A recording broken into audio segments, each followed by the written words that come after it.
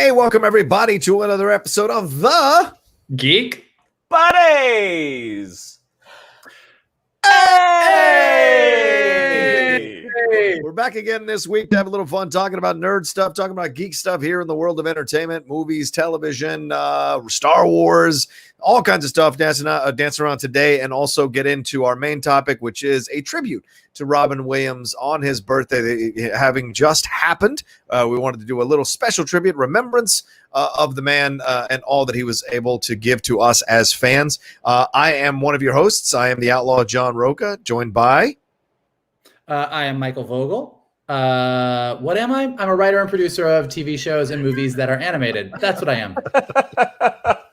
And I am Shannon McClung. I'm a television actor and an animation writer. Now I'm messed up. If you may have seen me on TV on Silicon Valley, Toon Wolf, and 911. We've only done this thing. We've only done it the same way for like a year. I don't know why we're messing up now. That's all right. That's all right. It happens. A lot of news is breaking, and we were a little late on the start because my internet went down for a little while, which really freaked me out. I didn't know how reliant I had become on it on the internet until this last hour when all this stuff was going on. I had a whole full day planned, and I'm like, if the internet's out, I'm not going to be able to do any of this stuff. And I was like, all right, calm it down. Go take a walk. Relax. Do you feel like your internet going down had anything to do with your building being retrofitted for earthquakes? I'll be honest with you. I went out there to see if they were doing anything, and they were not. I think it's more. They said it was in a number of areas, so I think maybe a cat probably bit some kind of wire or something, and then they have to go and set it all up again. You know, it's always something small. I mean, it feels like some weeks you're living in a war zone over there in Beverly Hills. Like, Really, I'm a little worried. I'm a little worried about you. You know, one of the funniest things is when I listen back to our episodes or episodes of other things that I record while this stuff is going on, like the Cinephiles, it is really annoying to listen to. So I totally apologize to everybody who has to listen to those bangings and those drilling and the sawing that's going on underneath. But they laid down the concrete, so maybe there is a light at the end of the tunnel finally for this to be done. And wouldn't it be ironic if an earthquake happens the day before they finish? That would be very, very funny. Don't jinx it! Don't jinx it! Tune in next week to our all new podcast, Construction Buddies, where we're going to talk about what's going on in Rocha's yard. So anyway, this week, for those of you who are new to the show, thank you so much for listening to us or downloading this episode. For those who are coming back, thank you so much for staying on the train here on the Geek Buddies. We really appreciate it. If you're new, the way the show works is that each of us talks about one geek news item, and we all kind of have a little bit of a powwow about it. Then we take a little bit of a break and then jump into our main topic. And as I said earlier, our main topic will be a tribute to Robin Williams and the nerdy geekiness that we feel about that man. So let's jump into it. Am I going first this week? You are going first. You are. Okay. All right. Well, let's jump into it. Well, a lot of rumors broke as we were about to record this week's episode about the possibility that Donald Glover, that's right, Donald Glover coming back possibly as Lando Calrissian in a TV series for Disney Plus. This on the heels of so much happening with Disney Plus on the TV side of things. Certainly we had The Mandalorian, we had the last season of Clone Wars, we just had those behind the scenes incredible series that was on Disney Plus about The Mandalorian and Star Wars as well, with Dave Filoni and all the different directors there from season 1.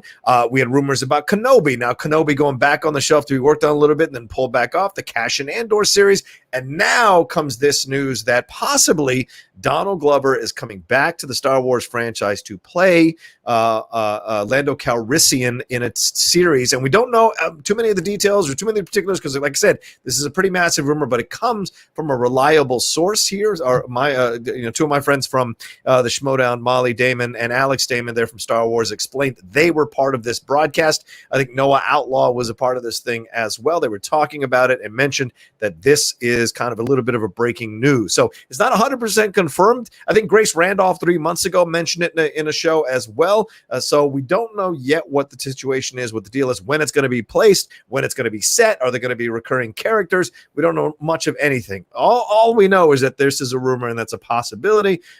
Mike and Shannon, what do you guys think about this? Do you like this idea? Do you think this would work for Donald Glover and for Disney?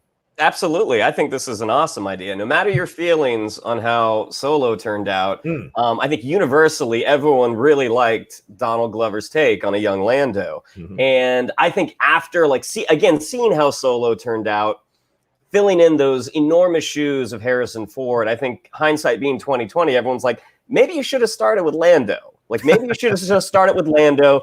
And then the last shot of the movie, Lando sits down across the Sapat table from this brash young rogue who would be Han Solo. Yeah. I mean, of all the television series that they've announced for Disney Plus, I think a Lando series is such a natural fit and is exciting. And what would be great is if they could weave Billy D. Williams in there. Like if you could have Lando from the past, Lando from the future. You know, he's talking about a heist he pulled one time. Like I think that would be a blast. I think it'll be interesting to see if Donald Glover would actually commit to it, seeing as how he seems like he's pretty occupied right now. It'll be interesting. Yeah. What do you think, Mike? Yeah, I think it's a great idea. I think it's kind of cool that, there's been a lot of articles about that era of Star Wars that is between the prequels and the original trilogy.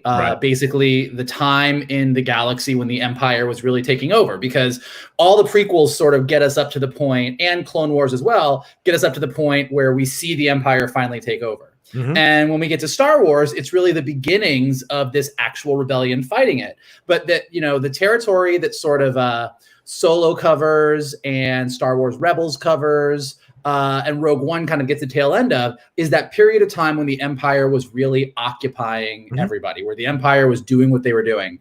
And between the Obi-Wan series, the Cassian Andor series, and now potentially this Lando series, as well as whatever you do with Rosario Dawson as Ahsoka Tano, there's a bunch of really cool, compelling characters now that exist in this.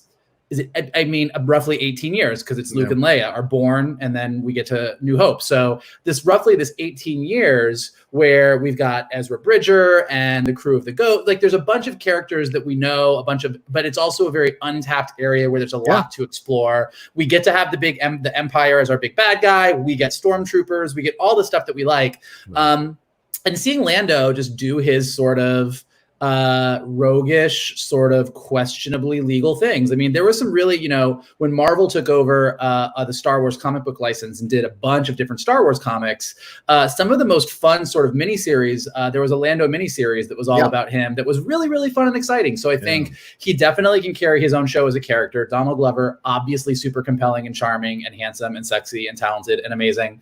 So he's great. And so I think it's really kind of cool to see that, with the exception of Mandalorian, which is a post-Return of the Jedi thing, them sort of diving into this sort of era of Star Wars and fleshing it out, which I think could be a lot of fun and really work well for them in the TV space. I think you make an excellent point, Mike. This idea of in essence, like the lost years of Christ. He left, he went into the desert, he was gone for like 14 years, and he came back out, and he was the son of God. When you read the Bible, this could be these first 18 years of Luke and Leia's existence haven't really been explored that much in canon, right? I'm sure the legends and all of that explored it. There may have been references in these books that have been released by Claudia Gray and other writers to those early years, but there hasn't been one that really explored all this time. So could we have a little bit of a young Luke, a young Leia? It's a way to essentially get away with recasting these iconic roles, having them in some way cross paths with Lando as he's doing all the things that he's doing. It would make it a little creepy when he shows up later in Empire Strikes Back and he's trying to hit on Leia. So maybe I don't know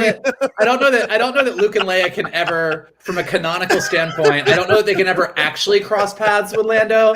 But obviously Han can. Obviously, a lot of the articles are saying, is this sort of a spiritual sequel to Solo? Right. Do we get to see some of the stuff that we were not going to get to see in a Solo 2 happen in a Lando, but kind of to Shannon's point, with a subtle shift that Han and Chewie might appear, but might not be the main characters, and it's really Lando focused. Will we see Darth Maul? All of these things are possibilities given where he exists in this era of Star Wars that I think, they're just doing a really, really great job of. I have a feeling that we will, aside from wherever Mandalorian goes with Baby Yoda and the characters that they introduce there and whatever direction they take, I think we're going to probably see Lucasfilm and Disney steer pretty clear of the First Order, steer pretty clear of the 30 years between Jedi and Force Awakens, aside from wherever they decide to take Mandalorian. Right. And I think that we will see them in the future explore this area, this sort of 18 years or so, because there's a lot of fun and it's very familiar to Star Wars fans, as well as doing the stuff that they're doing in publishing with the High Republic thousands of years ago, and wherever they decide to take Star Wars sort of post Rise of Skywalker into whatever new era they eventually decide to head into with brand new characters. Yeah. Well, Shannon, do we get Enfys Nest come back? Do we get... I think Jonas Suotamo coming back as Chewbacca is certainly a possibility. We have, I mean, don't you think? And so maybe Enfys Nest, like you said, Darth Maul, Michael, a little bit earlier, that's a possibility for sure. Also, Lando's, are we going to explore Lando's sexuality? This is a Disney Plus series, but Lando, it was pretty clear he was, kind of all over the place with his sexuality. So would they explore that? Will we get L3 back in some format? What will we get from a series like this that would be interesting to and groundbreaking to watch and witness? And listen, Kira's a possibility. Emilia Clarke's not lighting it up at the feature film world. So why wouldn't she come back and do maybe 2 or 3 as a recurring character in a series like this? She made her bones in television. That's what she's known for now. And she hasn't really broken out on the feature film side of things. So why wouldn't she come back to this as well? We've seen on the Marvel side of things, Shannon, they've spent a lot of money on bringing all these A-list characters into WandaVision and Falcon and Winter Soldier and what have you. So why not here? Well, and depending when they decide to set the series, I mean, Yeah. Lando met Kira before, like he knew her Right. prior to the events in Solo, and also the L3 Lando dynamic. That was a blast to watch. That was something that we got robbed of fairly quickly. It'd be great to see sort of the further adventures or the previous adventures of Lando and L3 on the Millennium Falcon. That'd be great to see. And kind of to your point, Johnny, I mean, they do have a pretty big opportunity here to sort of, Lando, I guess it hasn't been officially canonically sort of stated, but like seems pretty bisexual. Yeah. And I think that, adding a key bi character to the Star Wars universe could be a big win for them. And it's something that you could easily do that doesn't step on anything that has happened before with Lando. If anything, it kind of makes it underscores it, because he is pretty much the sexiest smuggler in the galaxy. So, the ladies love him, the fellas love him, the droids love him. Like, what's not to love? Exactly. And Michael's, you guys know this, Michael Shannon, you guys know this. It just hit me, Michael Shannon. Oh, I like that. This idea of having Disney only do cursory references to gay characters has been something that's been a sore point for a lot of fans with Disney over the last few years, as Disney has tried to slowly work in these characters and claim that they're doing groundbreaking things by doing this. Maybe having a lead character in a show like this who explores that is their way of finally pushing back on their critics who've been kind of calling them out on it. And I will, just to give Disney Plus a little bit of credit, not a ton, because you're absolutely right. Particularly in the features, that is a constant and consistent issue that we have talked about here on Geek Buddies. Yeah. But if you do happen to watch Diary of a Future President on Disney Plus, if you watch High School Musical, the series, right, it's my favorite title of a show to say, or even the Pixar short Out, there is some level of representation that I think they're handling well. And hopefully this is an example of a way to elevate it, like you say. Mm-hmm. Yeah, we'll see.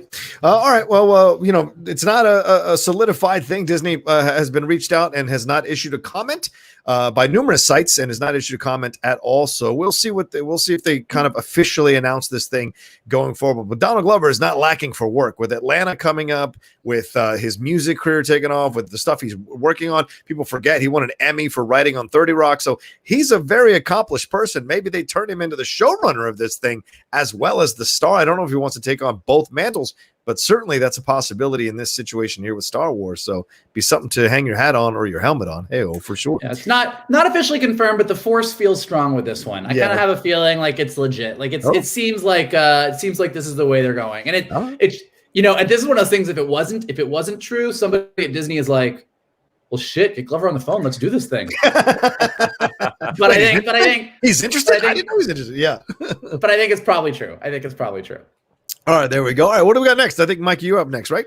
Yeah, I have news. Nothing kind of new to report, nothing kind of shocking to report, but in our ongoing coverage of how shitty it is to love movies in the summer of 2020, Christopher Nolan's Tenet, which has been pushed a few times now to kind of make way to get out in front of or behind the coronavirus and the global pandemic that we are all living, Tenet has now just been put on hold indefinitely as everybody realizes that we are kind of screwed for the rest of the year and there's no telling when movies are going to get back to normal.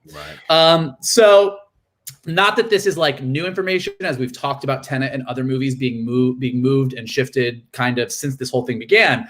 But the key difference here is, as opposed to shifting a few weeks or a month or even a couple months, they're just calling the ball. Like Tenet was sort of the first one that was supposed to be this is Christopher Nolan. He can open a movie. This is the thing that's going to get people over their fears of going out in public and into seats in a socially distant fashion.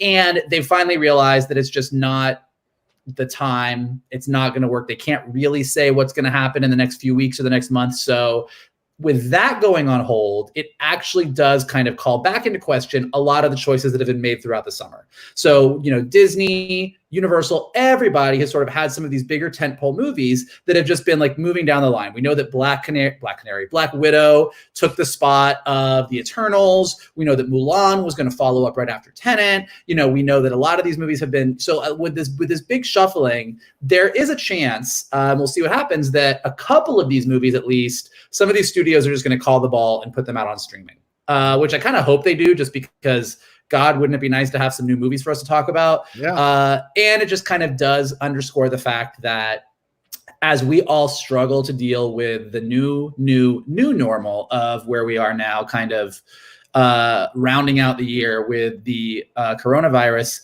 there's really no telling when we will all be sitting in a movie theater again. That's true. Very true. What do you think, Shan? Oh, yeah, it's a bummer. It's a bummer. And it's one of those things that we kind of saw coming when they delayed its release. I believe it was 2 weeks at first, at the end of July. It was like, that seems ambitious. And then they bumped it to August. And at that point, it's like, I don't think this is going to come out. And in terms of the films that they are going to release, possibly on premium VOD, I don't think Tenet will be one of them. I think that there's, I don't think Christopher Nolan would ever let that happen. Right. It'll be interesting to see which movies, if any more, do go to PVOD. I mean, it'll be interesting to see, because thus far it was mainly a couple of big animated movies with Scoob and Trolls World Tour. We got The Invisible Man, we got The Hunt, but those had already kind of been in theaters. Yeah, man, it's a bummer. I know I personally really miss being in a movie theater with you guys and getting to experience something. So yeah, for any of you folks out there that want to get back to movies, just wear a mask. I have a feeling, I kind of think this sounds horrible, but I think it's a safe bet that like the rest of 2020 is pretty much a wash. I think so too, dude. I just think that given where everything's at, I don't see us really. I think at the outside being super optimistic, we hit January 21 and things are kind of opening up again if we're really lucky. And I think what that really does mean is, I think if I had to bet, depending on how far it goes, I bet we will get Mulan before the year's out. I bet we will get Wonder Woman 84 before the year's out for streaming. And if we get to November and movies still aren't opening, I don't think that Marvel wants to shift all of their movies yet again. Like if they get to the point where Black Canary would have to, Black Canary. Apparently I really want a Black Canary. It's and not the Harley Quinn movie. That didn't count. I want Black Canary in her own. But if the Black Widow movie had to get pushed to whatever Eternals' new slot was, which ends up pushing the Marvel movies all again, I think at a certain point they're going to call the ball on some of these things and be like, all right, we're going to do a big release. We're going to do it for like a limited time so that we can still do a theatrical, or we're going to like have saved footage. So we're going to do the uncut version in theaters in 2021 to try and make some more money. Like there'll probably be some stuff like that, but I would not be surprised if we end up starting to see some of these things as the year goes out, just because at a certain point, it just doesn't make sense to keep them with everything else you have lined up down the pipe. Right, and also in terms of the MCU, I mean, going to the Disney Plus series, I mean, they have not officially said Falcon and Winter Soldier is delayed, but I guess that the August offerings came out and it was not on there, which it was originally supposed to come out in August. They weren't done. I mean, they're almost done filming, but they're not completed. But apparently, WandaVision is still scheduled for December. Yeah. Which that as a move surprises me, because if what we've heard is correct, it's going to lead straight into Doctor Strange 2, which has been delayed to 2022. Yeah. So why you would put that show out that you're going to have over a year to lead up to?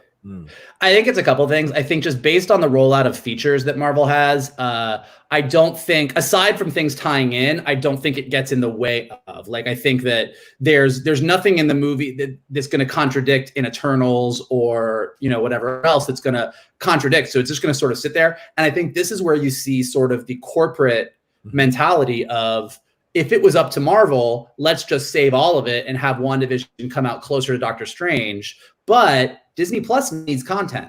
Yeah. Like, so while you're trying to struggle with this push and pull, and you're like, look, I'm really sorry. I know you had this great plan that WandaVision was going to come out and everyone was going to go, holy shit. And 3 months later, they were going to go to see Doctor Strange 2, and that was going to be perfect. But I'm not holding this content that we have ready when we can't go film new things. Yeah. We're fucking putting this on here because that's how a streamer works. Yeah. So I think this is where the push and pull of working for a giant corporation like Disney works out in a way that, like, I wouldn't say is bad, because I think we're all excited to see WandaVision, but will work out in a way that we will probably have to all go back and rewatch WandaVision a year later to be like, okay, so what happened before I go see Doctor Strange 2? Right. So we'll see. Yeah, there's no way they're not 60-person Zoom meetings already happening, or 20-person Zoom meetings that have been happening for quite some time over the last few months, deciding what can happen. What do we do if this happens? What do we do if that happens? What do we do if this gets extended? What are our schedule adjustments that we can make and still kind of save our 2021 slate and start getting people back in the theaters to see our movies again? What can we drop? What can we not drop? And they're looking at the numbers on the VOD stuff that has already come through here over the last few months as well. Seeing the numbers overall on the view numbers, at least on the streaming services, for something like Old Guard or Palm Springs, which both came out really, really powerfully well, and so did Greyhound. Greyhound did well on Apple TV Plus too. So they're looking at it and they know there's an audience there. Yeah, maybe they'll lose a little bit of money, but the audience is there, and you know how it is. Out of sight, out of mind. People start to move on, right? Already the surveys have come out. How many 70 to 80% of people are quite happy never going back to a movie theater and watching things at their house. They've acclimated so quickly. That's the way human beings are. They acclimate to situations. Do we like it or not? No, not really. We do want to keep the theaters there for people to enjoy, but you don't know. And I liken it a little bit to me like that old I Love Lucy episode where she's working in the chocolate factory. After a while, if you don't pull them off in the right time, it just piles up and then you're just lost. You're just absolutely lost. And I think that's what the studios are encountering right now. Is there absolutely things are just piling up. And after a while, you're going to have to put this stuff out one way or another and take the loss. I think absolutely. If this goes all the way to December, there's no way we're not seeing Black Widow and Wonder Woman 84, in my opinion, come out in the streaming service. Tenet, I think Nolan will hold on to that thing like, pry it from his cold, dead hands before you put it on a streaming service. But I think just about every other movie that was scheduled or slated to come out could come out streaming. I wouldn't even put Top Gun Maverick off the plate as a possibility to come out. I mean, this is a sequel 35 years later.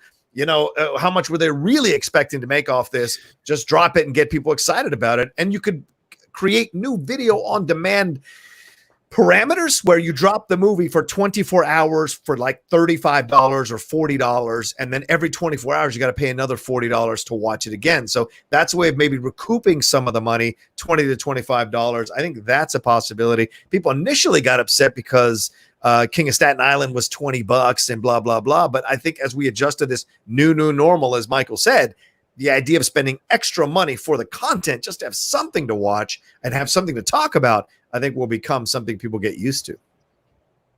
Yeah, I do think that, they'll figure out the financial model of it all. But and we said this, I think, at the very beginning. Trolls 2 better than Trolls 1. Scoob made a ton of money. But I have a feeling, and this is what everyone at the movie theaters is really scared of, is that I have a feeling if a Wonder Woman or a Black Widow comes out for streaming, the numbers that you're going to see it make are going to be so big Yeah. Everybody's been waiting for these movies. Everyone wants to see what happens. Everybody wants to know. The numbers will be so big and they will surprise everyone at the money that gets raked in really rapidly.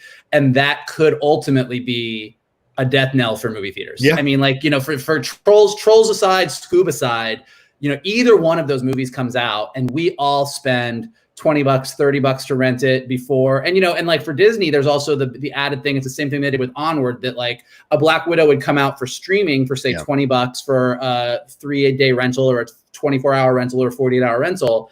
And that's for like 3 weeks or a month.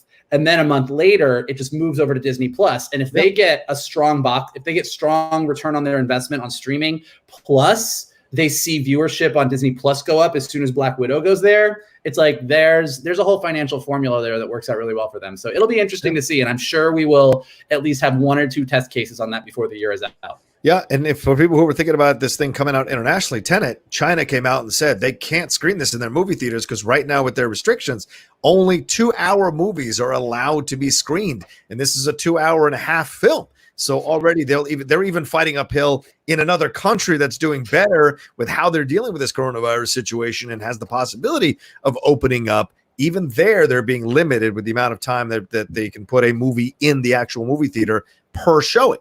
So that's a situation that so Nolan's getting screwed on all sides of this situation and pushing it.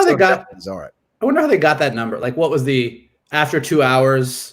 Like I wonder. The percentage apparently increases after 2 hours in a confined space. Apparently, the percentage of contracting the coronavirus increases exponentially once you cross that 2-hour mark. Hey, I'm not a scientist. I'm just saying what they said.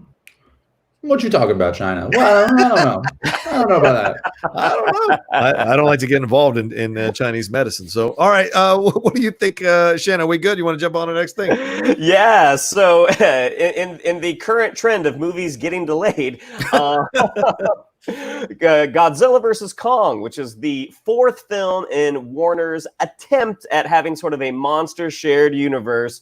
That movie was originally supposed to come out in March of this year, and it got delayed to November. It was delayed again until next May. We still hadn't really seen anything about it, which not always the best sign. But as has happened with some other big movies, we got our first look at some Godzilla versus Kong artwork through a leak from some toy packaging. Yeah. So yeah, you can see this. You can see the photo online anywhere. Just Google Godzilla versus Kong, and you get this pretty epic looking shot of Godzilla and Kong duking it out over what it looks like is an aircraft carrier. And you'll notice that Kong is actually the same size as Godzilla. So we found out in Godzilla that, I mean, Godzilla is enormous, over 100 feet tall, I think. And then Kong, when we saw him in Skull Island, which was also set during the 70s, he was nowhere near the size of Godzilla. But John C. Reilly's character had a speech where he said, you know, Kong is big and he keeps growing. So that is how it seems like they are going to justify them being roughly the same size. In terms of these movies, the first Godzilla, you know, I thought it was okay. Kong, the Skull Island, I enjoyed. The Godzilla sequel, there were certainly moments that I liked. I don't know. I don't know if this will be the last entry in the Warner shared universe, but at least what did you guys think of the photo or of the artwork? Mike? I mean, my first thought was, I don't think that those two can stand on an aircraft carrier and the aircraft carrier stays afloat. Don't you body shame those monsters? Don't you body shame? I mean, those are two very, very large monsters, and that aircraft carrier looked like it was just sort of chilling. And I'm like, I don't. Like, have you ever been in the pool as like a regular size adult and tried to like climb on a raft, and the raft sort of like flips over? So I'm just sitting watching it like, how did they both crawl on this thing and anything is still on deck? Maybe it's in dry dock. Maybe it's in dry dock. We don't know, Michael. So I had a lot of questions. I think, you know what is so funny? And you as you said this, like, this is maybe the wonkiest shared universe of all shared universes, and I'm including DC in that. Like, it is so like by the barest squint test, do these things even connect? Like each one of them is so weird and random in their own way with their own vibes, but like we'll throw in a little post-credit sequence here, or we'll name a person here, or we'll like have a character who was another character in this thing, but you have to go back and look at them because you didn't really remember they were in the movie to see. Like it is a shared universe by the thinnest of threads, but I guess it's all just to get us to this. So I mean, I think it's like it's really this, like, aircraft carrier physics aside, if Kong versus Godzilla is a great knockdown drag down fight, I guess it was all worth it. But man, some weird movies. Let's take a look at it right now. Look at that thing. Look at this. It's interesting. It almost looks like that Batwoman thing. Hey, this is a still from the show. No, it isn't. It's a drawn photo. For God's sakes, it's not real. This is not an actual shot from the actual movie, but it gives you an idea of what it would look like. But yes, you're right, Mike. That aircraft carrier should absolutely be sinking from the weight of Godzilla stepping on it. It should probably split in half, for the love of God. And Godzilla and King Kong both stepping on it should snap it in half for sure. But maybe this is the moment just before it snaps in half and Godzilla misses with or King Kong misses with the punch. So that's possible too. But overall, I love the look of this. I'm one of those idiots who goes and sees this thing and turns his brain off and just goes, yeah, right. Well, I think all three of us saw Godzilla King of Monsters together and had interesting reactions coming out of the movie for sure. I do that thing, and you guys both know this is true, where like I'll go in and turn my brain off. I'll be like, we're just gonna have a good time. And like to a degree, my brain will stay off, and then something will happen. Yeah. Like some moment will happen, and I'll just go, wait a minute. Or this really which one? Oh yeah, a lot of twisting and turning when I'm not happy. I really do want to see the movie where they both try and climb on an aircraft carrier now, though. Like I want to see, like, I would pay good money to see the version where like Kong like comes out of the water, but the aircraft carrier starts sliding and he like gets one leg up on the side of it and he can't quite do it and the whole thing flips over. Like that's that's my summers in Palm Springs. That's what I want to see. If they would put digital outtakes at the end of the movie of Godzilla and Kong trying to get on this floating aircraft. Man. Oh, that would be funny as hell. But look, you got to give credit to the studios going, look, we're just going to do this thing. It's weird. I think it understands it's a very unusual type of shared universe. You're absolutely right, Mike. There's not a cohesive thread necessarily. There's an attempt at a cohesive thread, but it doesn't really work. And they keep throwing in this mysterious company that's doing, what is it? Monarch, this mysterious company doing all the stuff that they're doing with these monsters, and then bringing in certainly a good stable of actors to be part of this universe. Vera Farmiga, Bradley Whitford, Coach Taylor, Millie Bobby Brown, Denai Guerrera, I think, is going to be in the next. No, I'm sorry. Lupita Nyong'o is going to be in the next one. And so you've got, and John C. Reilly, Tom Hiddleston, Brie Larson. This is a universe that is full of some Bryan Cranston, some good actors, Elizabeth Olsen. So like there's a lot of actors who are drawn to this situation. But I'm with Mikey. I hope they finally get it right in this movie. If everything led to them making this movie and having it be kick ass, then it's worth it. You would really think with all those actors, like you'd really think we would have built something a little bit bigger with this. But you know what? I like whatever. I'm gonna fucking go see it. Like I'll go see it. You could literally put anything up on a screen at this point, and I would go to a movie theater and see it. I'm gonna dress in a hazmat. I'll put on my hazmat suit. I would literally go see pretty much. And you could say the only thing that we are showing in theaters for the next month because we have no money is X-Men Apocalypse, and I will go sit and watch it. I want to go sit in a movie theater that bad. What about Dark Phoenix? Would you draw the line at Dark Phoenix? Here's the thing. This is a whole other conversation for another day. X-Men Apocalypse is worse than Dark Phoenix. Like here's what I'll say about it. I like this. This could be a fun debate someday down the road. X-Men Apocalypse is like X-Men Apocalypse is like offensively bad. Like it's just ridiculously bad. Like right. Oscar Isaac in all that makeup, like can't even move his neck. Like it's the whole thing is so ridiculously bad. I can't actually fathom how bad it is. Going to see Dark Phoenix, the disappointing thing about Dark Phoenix is you sit there and you go, this is not good enough for me to like, and it's not bad enough for me to hate. It literally just exists. Okay. Which is actually maybe worse in a lot of ways, but it's like X-Men Apocalypse is like, at least it's like laughably bad. Like you want to have a night with your friends where you are going to laugh your ass off. Like take an edible, pour some whiskey, watch X-Men Apocalypse and like go to town because it's that bad. You can just have a field day. X-Men Dark Phoenix, you kind of sit there and you're like, I guess, sure. Yeah. That kind of makes sense. Okay. Yeah, that's motivated. X-Men Apocalypse versus X-Men The Last Stand. Oof. That's I think I have to go Last Stand because at least you get Wolverine. At least you get Hugh Jackman. Like I think that X-Men The Last Stand, even though it's a god-awful movie, and even though here, like everything is handled horribly, you get Patrick Stewart and Ian McKellen. You get Ian McKellen has a few nice Magneto moments. He does. You get a resolution with Wolverine and Phoenix to a degree, I guess. I guess it feels like it had X-Men Dark Phoenix feels like so lightweight that you're almost just like, eh. Like I mean, honestly, I sat in the theater and I was just like, okay. Like I walked out, like, how'd you feel about it? And I was like, I don't even really want to talk about it. Like there's nothing to say. It was there. It was fine. Like at least, you know. Yeah. All right. I hate to end on such a down note, guys. You want to talk about the raft some more? You want to talk about Kong and Godzilla? Like, should we? No. We'll move on. Godzilla versus Kong comes out May 2021. As of right now. Hopefully we shall see. All right. Well, thanks everybody for watching this first half of the Geek Buddies. We're going to take a quick break. For those of you who are listening to us on the podcast, this is where the promos come in for the sponsors of the show. For those who are watching us on YouTube, we're just going to take a quick 5 seconds and we'll be right back.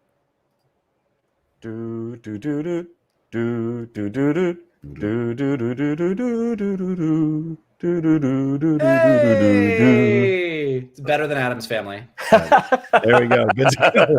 And we're under that 10-second mark where we don't get a strike against the show. And by the way, if you're underage and you're listening to the show, we do not advocate you using edibles or drinking or anything like that before you watch a movie. If you're overage, please feel free. It's your right and your life. So, all right. It's all legal. It's all legal here. We're in California. I know we're in California. Not everyone's in California, though. You know, I don't want to get angry letters from Topeka. I'm just saying. You want to have a good night? Come to California, buy some edibles, buy some drinks, watch a movie. If you're over 21. If you're over 21. If you're over 21. For the love of God, if you're only if you're over 21, please. Anyway, so our main topic today, and I thought it's a little bit of a bittersweet one, but I thought it would be nice, and the guys agreed to have a bit of a remembrance and a tribute for Robin Williams, who we lost a few years ago. His birthday happened this week, but he's a gentleman who left such an impression on so many of us, and I know so many of you all watching us or listening to us probably have their own experience and journey with Robin Williams. Even young people discovering his work now and kind of moving up the chain and catching up on his movies. So many interesting characters, interesting things that he did, from Mork and Mindy, which is in Happy Days, which is where I first got exposed to him, all the way up until his last film. There was so much Good Will Hunting, Jumanji, so many great, The Dead Poets Society. He left Fisher King left so many incredible impressions on you. But Aladdin is another one that is a geek, essentially a geek-related type of thing. So there were so much incredible possibilities in Robin Williams, humor-wise, drama-wise, and everything like that. And of course, he passed away, unfortunately, by his own hand. But that doesn't take away from the incredible legacy he left us. What are your remembrances of Robin Williams, gentlemen, on this his celebration of his birthday this week? Well, I remember growing up and when Mork and Mindy was on, and I wasn't at an age where I really understood a lot of the humor, but just looking at him in that red outfit, especially when he was in like that black void, talking to his home planet with the whole nanu.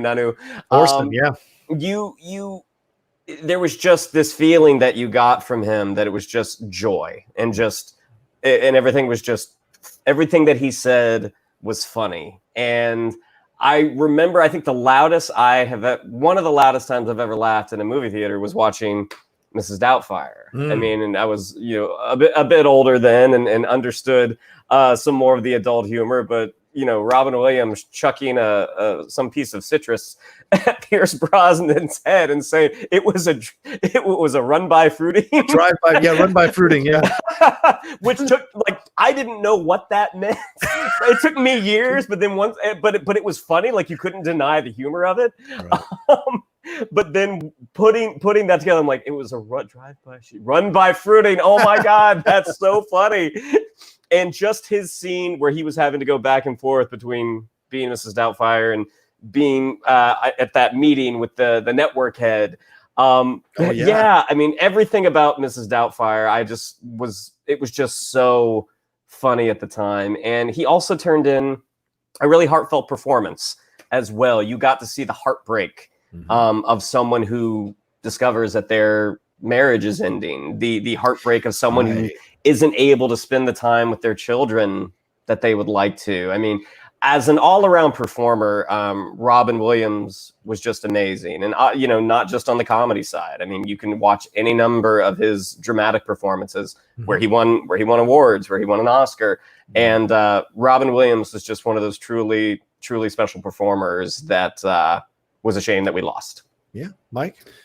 Yeah, I think, it's funny when you think about growing up versus today. I mean, today, for all that the world is like a fucking shithole half the time, for all that we're like, everything is horrible, like we see a lot of funny stuff because of social media, because of YouTube, because of TikTok, because of memes. Like we're constantly laughing. Like people are funny. Yes. And stuff gets spread around. Every one of us texts each other. You text a TikTok, you text a meme, you're like, oh my God, did you see this video? And we're all laughing.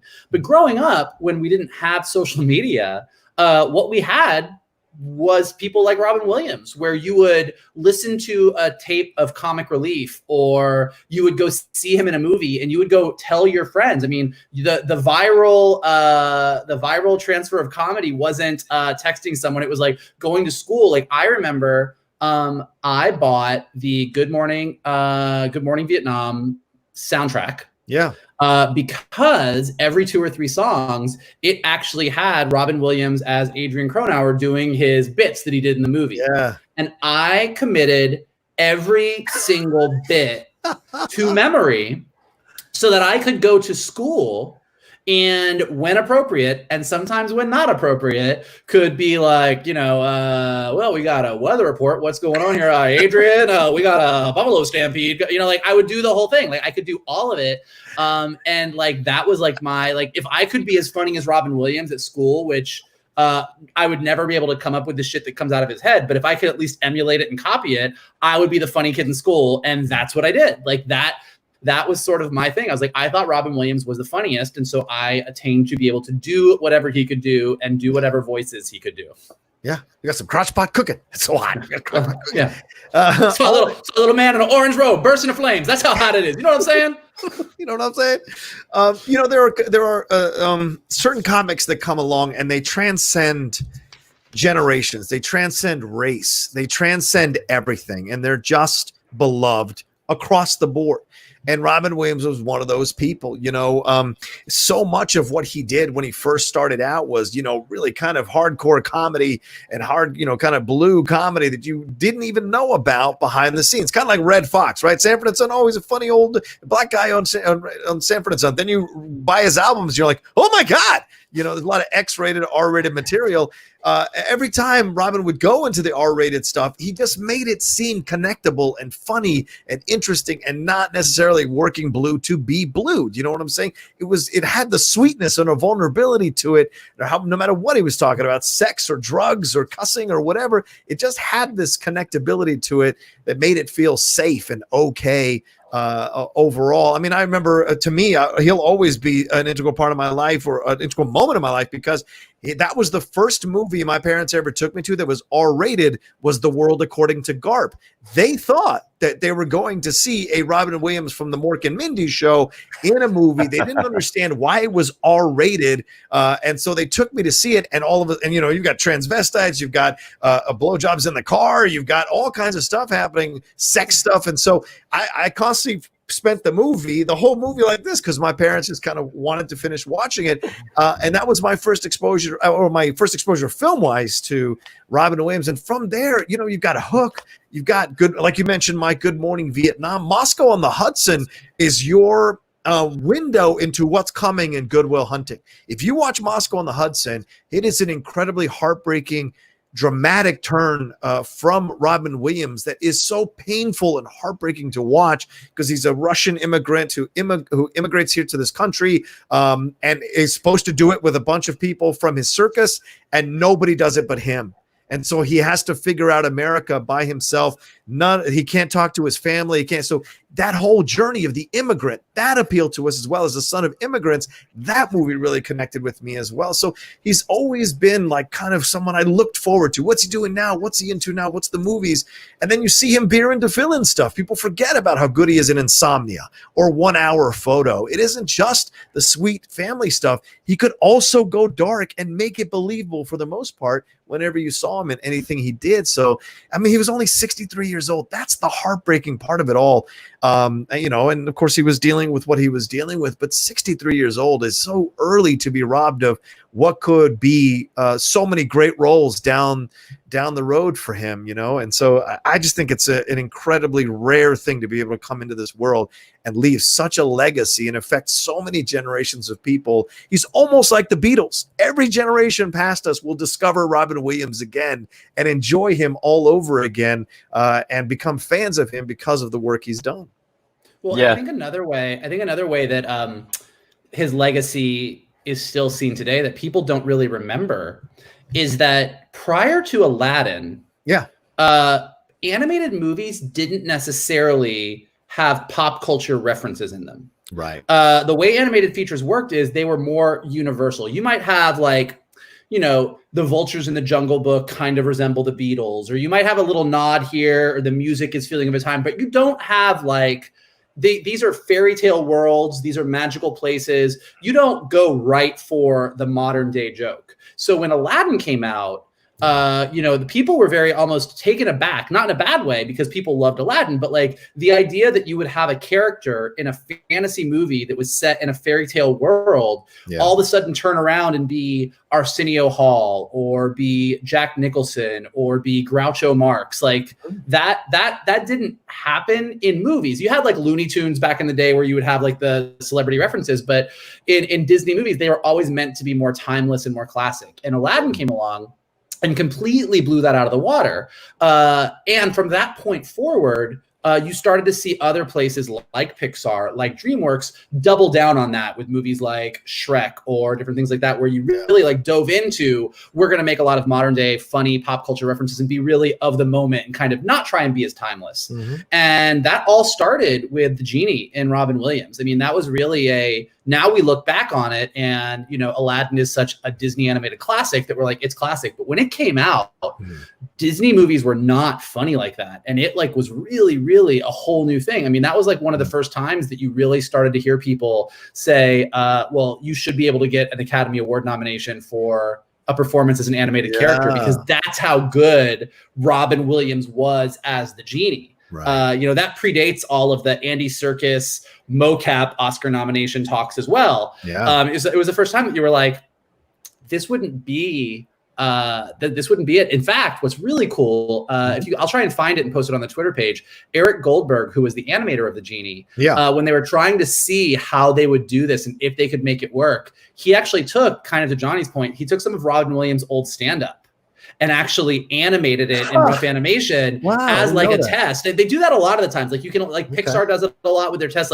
They'll take a Tom Hanks movie before it was Tom Hanks. So they'll take an actor and they'll just take some footage, some dialogue of them doing something and animate it to just see how it plays, to see how it works. And so, there's footage out there of Robin Williams stand up, but it's the Genie kind of going back and forth and bouncing around and doing it. That's really, really cool. Huh. Well, also another thing that you mentioned, Genie, and you mentioned Aladdin, just throw in real quick. People, studios had stunt casted in animated films before. Certainly, All Dogs Go to Heaven with Burt Reynolds, Michael J. Fox. You'd seen other Sally Field voicing over some of the characters as well.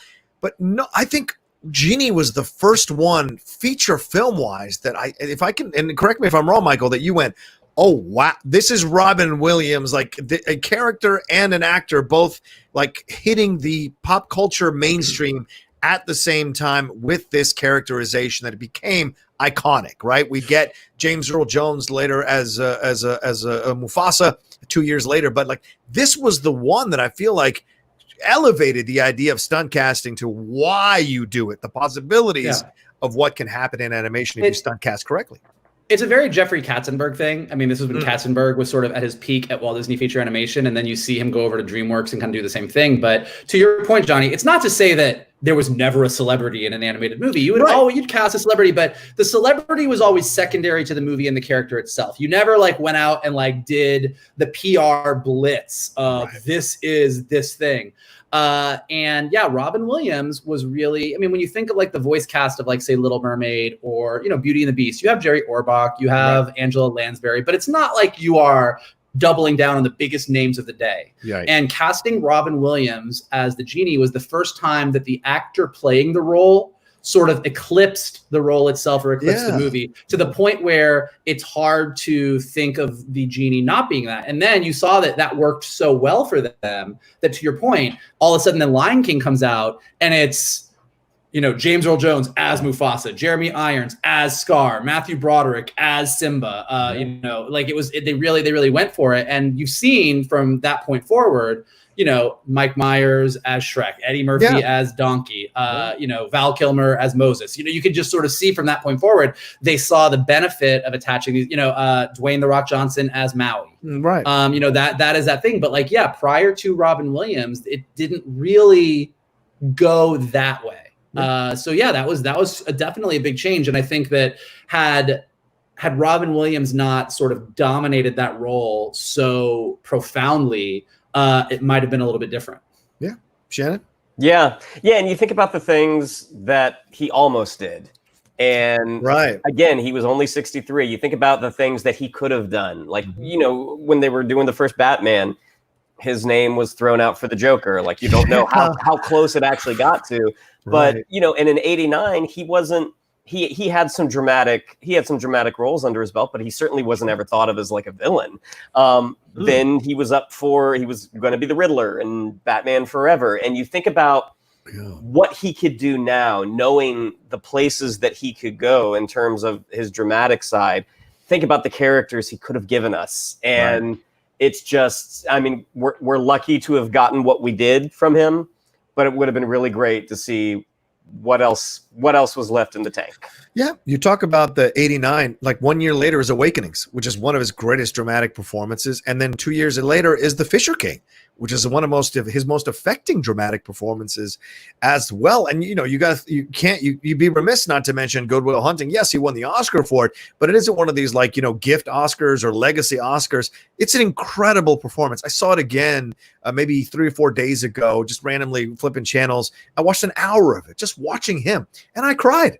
I cried because I was like, this is such a tender, tough, vulnerable performance from an actor who's reached an age where he understands these emotions so richly.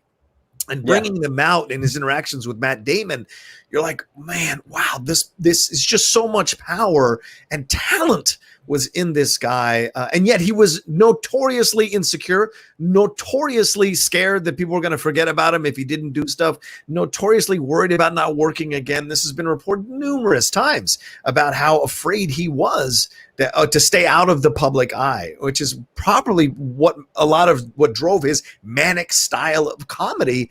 And Michael, I throw to you on this one too. I mean, the Birdcage. How many people watched the Birdcage and were maybe not cool with homosexuality or didn't like the idea of gay men, but watched that film, and Robin Williams is their entry point into maybe understanding this a little bit better or accepting it a little bit more by watching his interactions with Nathan Lane. What's really funny about that is, obviously, you know, I love the Birdcage. We love the Birdcage. We watch it all the time together. I watched that scene with Robin Williams and Nathan Lane sitting on the park bench, and I feel like that's me and John Rocha in about 40 years. So it's fine. It's fine.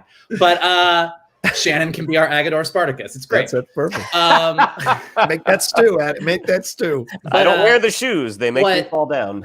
What's very funny, and I can't speak for all of gay culture, but amongst like my friends who I talk to here in West Hollywood, you know, you definitely get to a point now where, you know, as we talk about representation, it's always better when gay actors get to play gay characters as opposed to straight people. Trans actors should be able to play trans characters on screen.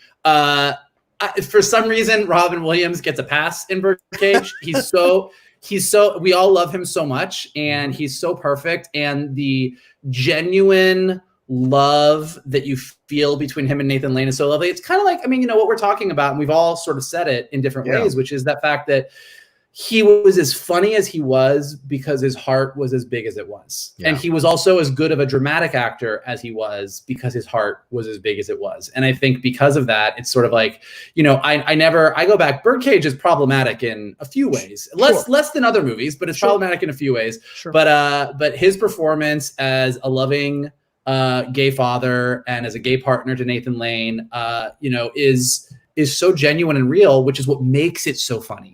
Yeah. And I think especially being a closeted gay kid in high school going to see Birdcage, definitely there was me looking up on that screen and like, this was long before anybody even thought gay marriage could ever be a thing. Right. But to see that scene, as much as like Birdcage for me is hilarious because it is one of my top funny movies of all time. Right. But like I said, that scene where he and Nathan Lane are sitting on that bench with the giant boat behind them, talking about their future and kind of saying that they're like, his life is with him and whatever. As much as they are like a ridiculously dysfunctional couple in 1,000 ways, as a little gay closeted kid, I watched that and was like, ooh, okay, yeah, that is something I can have one day because it felt so true to me.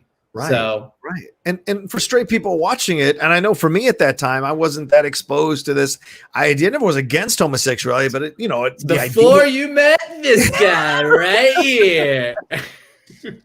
Fair. Absolutely fair. But watching that movie, thoroughly enjoyed it and thoroughly felt the emotion of that moment. So real, I mean, I'm in my mid-20s when that movie comes out and I'm watching two men on that park bench and on that bench and you're just like, oh, wow. So this is, it's all comparable. It's all universal. It's all relatable.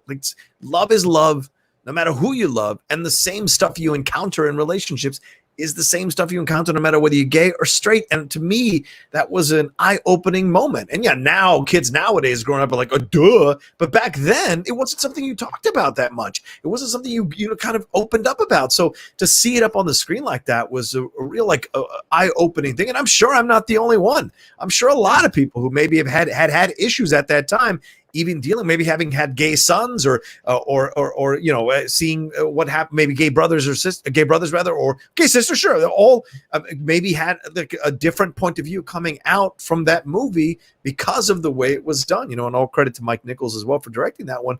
But it's Robin Williams' tenderness throughout and Nathan Lane's vulnerability towards the tail end of the movie that kind of, hooks you into these characters and makes you fall in love with them and their relationship and make it feel real.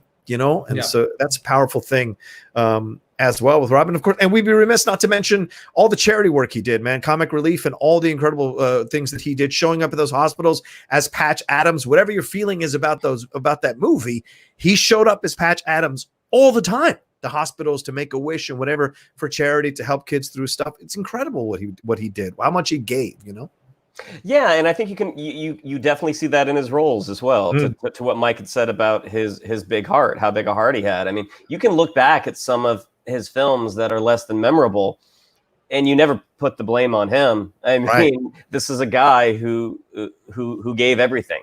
He gave everything to his charity causes, and he gave everything to his work. And it's evident, even when the movie doesn't necessarily turn out well, that guy worked his ass off. Yeah.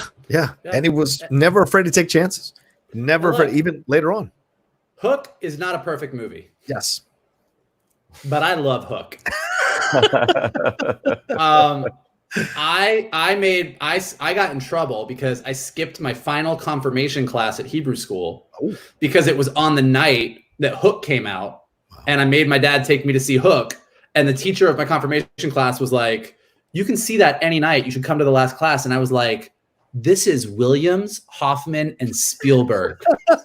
I am going. I was a strong-willed child. But I mean, Hook is not a perfect movie, but Robin Williams as a grown-up Peter Pan is maybe one of the all-time greatest casting moves of all time that is 100% believable. And kind of to everything we're talking about, a believable Peter Pan because he's playing against type the entire time. Mm-hmm. He's Robin Williams, who we know in real life is the eternal child, who right. who was had that fun-loving childlike spirit all the way until he sadly took his life. But he's playing against type in Hook, where he is playing the angry grown-up, but you can still see the child underneath, which is what makes that part of it believable. That for all the problems that Hook has, which, like I said, are multiple, Robin Williams playing Peter Pan against Dustin Hoffman's Captain Hook is still one of the most joyful combos that I have of my childhood. Yeah. when he yells at his children early in the movie, I mean, that is the scolding you get from that's a very real scolding. And the young was it Charlie Korsmo who played his son? Yeah. I mean, that immediate I'm sorry. That I mean, I'm like, oh yeah, I've done that when I've been yelled at. By the way, complete sidebar, non-Robin Williams related. Sure. What year did Hook come out? 94, 93, 94. Maggie Smith was old in 91, 93. 91 is Hook. Maggie Smith was old in 91, and she hasn't aged, and it's 2020. She hasn't. She like you go back, like it was like I recently watched it in the past. Oh, let's watch Hook, and I know she's in it, and I know she plays Wendy, but like you get to that point in the movie, they get to the house, and she's like, "Hello, boy," and you're like, "Oh, it's Maggie Smith." Yep. She was old then. It's like Max von Sydow. He came out of the womb 70 years old. Like he's looked the same. 40, It's true. You go back and you look at it. How old was Maggie Smith when Hook came out? She was 32 years old. Just graduated high school. What? It's so funny. I recently watched there's a Hulu documentary, I think, on Hulu where they have Maggie Smith, Joan Plowright, Judi Dench, and one of these British actresses. Oh, yeah. I watched it with my girlfriend. We had a really good time, and you're like, Maggie is the most aware out of all of them, and she's like, possibly. You want to know what it's like for straight people? If you want to know what it's like when 4 gay people get together and just start talking shit, watch that. Yeah, those 4 old women, that's great. It makes me laugh so hard. It is so good. Yeah. The Dames, I think, is what it's called. Anyway, well, I hope you enjoyed our tribute and remembrance of Robin Williams. One of the greatest to ever do it and to ever grace our screen. I think all of us are forever changed from experiences when you watch a Robin Williams movie or experience a Robin Williams comedy stand-up special, or go back and watch his sitcoms, or even just listen to his interviews and experience his dramatic work as well. He left an incredible legacy, gone too soon, but there's nothing wrong with taking time to appreciate, especially nowadays when everything is so crazy. How much would we love a new Robin Williams comedy that was getting great reviews for us to go and disappear into for an hour and 45 minutes or an hour and 50 minutes right now? Even beyond that, how great would it be if Robin Williams was around to discover TikTok? Yes. I mean, imagine the stand-up special he would do off the last 3.5 years of this political climate. You just imagine how funny he'd be. Really quick before we go, so what is everybody's quintessential? If you have to pick your number one Robin Williams performance, what is your number one, your go-to, like, this is who Robin Williams is to me performance? I have to say Aladdin. I don't think there's anything he ever did. I think that was peak Robin Williams and quintessential. He is funny throughout. The references are exactly like he does in his comedy routine. But the tenderness he shows towards Aladdin as this thing gets deeper and deeper is incredible. And the way they animate him when he realizes him being freed means Aladdin has to stay and do it. Like, it's great that his entire acting ability, comedic and dramatic, is encapsulated in that one performance. And yet you never actually see him physically on screen, but certainly you see him through the face of the genie on screen doing all the things that he's doing. Yeah, I would have to say John's reasoning for Aladdin is strong, but I would go with Mrs. Doubtfire. I'm gonna pick a weird one. If 1 hour photo. If you were a kid growing up back in the day when Disney Studios in Orlando was still Disney MGM Studios when it first opened, and you went on the animation tour of the animation studio that they had there, which was my favorite thing to do. My poor family had to endure me going into the room to like look through the glass like you're at the zoo, watching the animators draw, and I would stay there for hours. Wow. The first thing when you went in, you saw this movie that starred Walter Cronkite and Robin Williams going through what the animation experience was. And Robin Williams was live action at the beginning, but then he gets turned into a lost boy and goes through the animation process, and you finally get to the end where Robin Williams as a lost boy faces off against Captain Hook. It is my favorite thing that Robin Williams has ever done because it's and this predates him being the genie. I mean, this was like this was like long before that, but it's sort of like taking Robin Williams, turning him into a cartoon character, and him being self-aware Robin Williams, kind of leading up to where he was with the genie, going like, I'm a cartoon character. I can make my arms really long. I can make myself look like a baby. I could even talk like you, Walter Cronkite. And he does this whole bit. And to me, that is how I will always remember Robin Williams, as the little animated lost boy that made me love animation. That's fantastic. It is actually on YouTube, I believe. Oh, nice. If you search Back to Neverland animated short, 1989. Does that sound right, Mike? That is 100% correct. All right. Back to Neverland. If you guys would like to check out Mike Vogel's favorite Robin Williams performance, head over to YouTube. And maybe that's a good reason to start a Facebook group for the Geek Buddies, so we can post things like this that we reference during shows for the fans or for you all to join the group and watch and enjoy and comment on as well.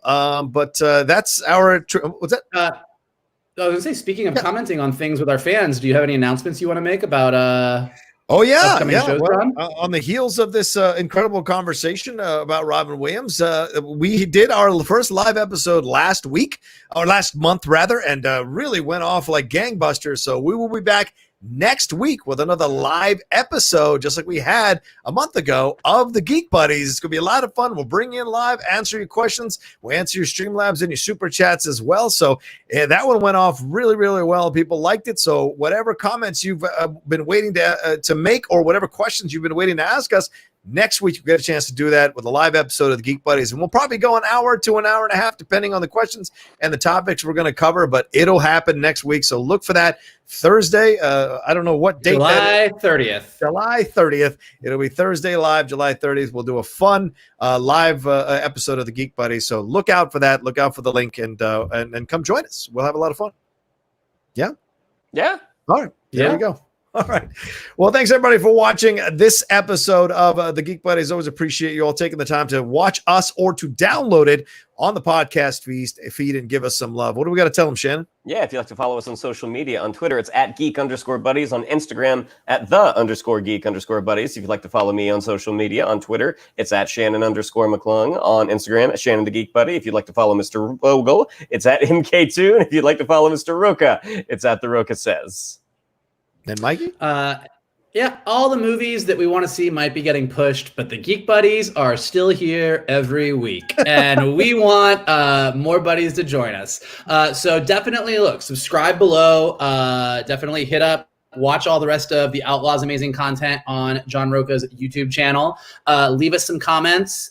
Copy this link, paste it into your Facebook, paste it into Twitter, tell everybody that you enjoyed it and that they should check us out. And if you are listening to us on Anchor or Spotify or iTunes or wherever you find your podcasts, definitely rate us there as well.